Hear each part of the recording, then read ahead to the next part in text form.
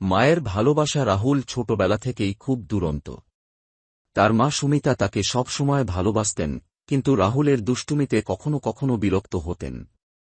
একদিন রাহুল স্কুল থেকে ফিরে তার বন্ধুদের সাথে ফুটবল খেলতে গেল। মা তাকে বলেছিলেন, বৃষ্টি আসছে, তাড়াতাড়ি ফিরে আসিস, কিন্তু রাহুল খেলায় মগ্ন হয়ে মায়ের কথা ভুলে গেল। হঠাৎ ভারী বৃষ্টি শুরু হল। রাহুল এবং তার বন্ধুরা দৌড়ে বাড়ি ফিরতে লাগল। পথে পিছলে রাহুলের পা মচকে গেল। সে কাঁদতে কাঁদতে বাড়ি ফিরল।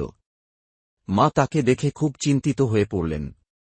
তিনি তাকে জড়িয়ে ধরে বললেন, কষ্ট পেয়েছিস না? রাহুলের চোখে জল এসে গেল। মা তাকে আদর করে ওষুধ দিলেন, গরম স্যুপ খাওয়ালেন।